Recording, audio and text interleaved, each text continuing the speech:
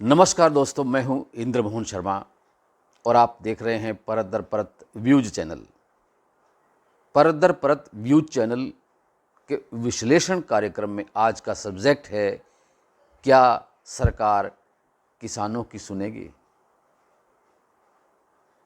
पूरे देश में, प्रदेश में किसान अक्सर किसी न किसी समस्या को लेकर परेशान रहते हैं। चाहे वो खेत खलिहान की समस्या हो, चाहे वो फसलों से संबंधित समस्या हो, चाहे वो अच्छे बीज की कोई समस्या हो, या कोई खाद की समस्या हो, पेस्टिसाइड की समस्या हो, या सिंचाई की समस्या हो।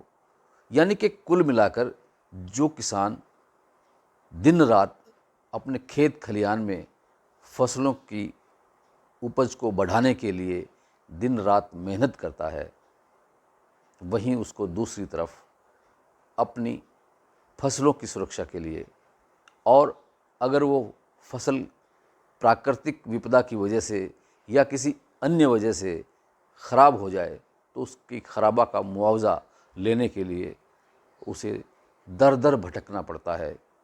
इतना ही नहीं, फसल बीमा योजना के तहत जो बीमा मिलना चाहिए उसे, वह भी समय पर पर्याप्त मात्रा में नहीं मिल पाता है, जिसकी वजह से वो आंदोलनरत रहते हैं। आज भी सिरसा के लघु सचिवालय के मेन गेट के आगे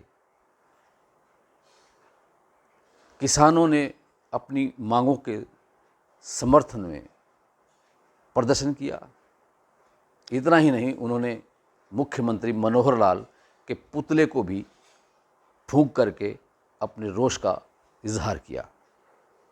उधर नरमा कपास की फसल में गुलाबी सुंडी का प्रकोप बढ़ता जा रहा है। उस प्रकोप को देखने के लिए, उसका जायजा लेने के लिए बिजली मंत्री रणजीत सिंह ने अपने निर्वाचन क्षेत्र रानिया हलके के खेतों में दौरा किया। उनके साथ जिले के डीसी पार्थ गुप्ता और deputy director agriculture Sukhdev Singh भी व अन्य अधिकारी भी थे। उन्होंने खुद अपनी आंखों से देखा कि किस तरह से नरमा कपास की फसल पर गुलाबी सुंडी का प्रकोप है, और इधर किसान अपनी मांगों को लेकर लघु सचिवालय के समक्ष प्रदर्शन कर रहे थे।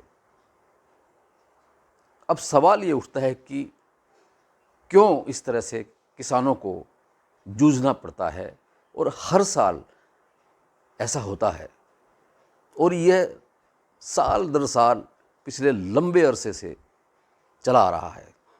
सरकार चाहे किसी भी राजनीतिक पार्टी की रही हो, लेकिन किसान हमेशा संघर्षरत रहते हैं, परेशान रहते हैं। तो क्यों ऐसा होता है? जब किसानों से फसलों की सुरक्षा के लिए बीमा करवाया जाता है, उनसे रकम ले ली जाती है, तो फिर बीमा का मुआवजा देते वक्त, बीमा राशि देते वक्त सरकारें या प्रशासनिक तंत्र नखरे क्यों करता है? क्यों किस तरह की अड़चनें लगाता रहता है? अगर उसमें बीमा कंपनियों के अधिकारियों का अगर दोष है तो उनके खिलाफ कार्रवाई होनी चाहिए, और किसानों को उनकी बीमा राशि तुरंत उनके खाते में डाली जानी चाहिए। लेकिन कोई सुनवाई नहीं हो रही है। मुख्यमंत्री मनोहर लाल ने इन सारी समस्याओं को सुलझाने के लिए पोर्टल बना लिए हैं। मेरी फसल मेरा, जो भी उन्होंने किया कि ये बनाया जाए और उसके ऊपर डाल दिया जाए, तो किसान वो भी कर रहे हैं। लेकिन जब पोर्टल सही तरह से काम नहीं करते हैं तो क्या फ़ायदा उन पोर्टल बनाने का? इसी तरह से कई अन्य समस्याओं के लिए पोर्टल बनाए हुए हैं। चाहे वो परिवार पहचान पत्र का हो, उसमें भी कई तरह की खामियां हैं, चाहे वो अपडेशन करने के लिए हो या किसी और तरह की समस्या हो। टेक्निकल प्रॉब्लम जो आ रही है वो सरकार दूर करेगी, और कौन करेगा? अगर सरकार का यही रवैया रहा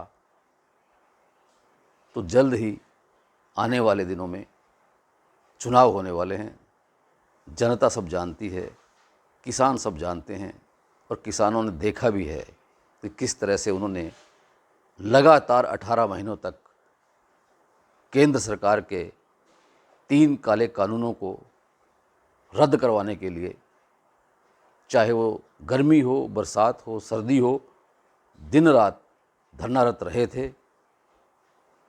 सड़क से संसद तक उन्होंने अपना संघर्ष का लोहा मनवाया, और आखिर केंद्र सरकार को झुकना पड़ा।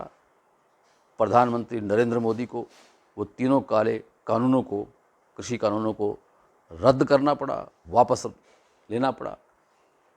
तो अगर वो पहले से ही वापस ले लिए होते तो इतना बवेला क्यों होता?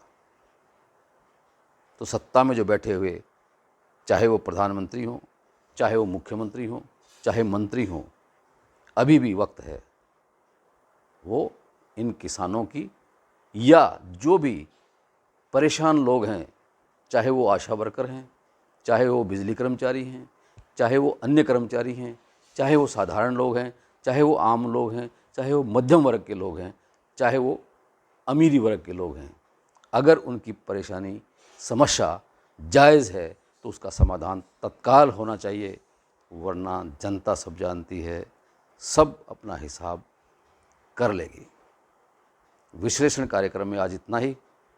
कल फिर किसी और सब्जेक्ट के साथ आपसे रूबरू होंगे। तब तक के लिए इंद्रमोहन शर्मा को इजाज़त दीजिए।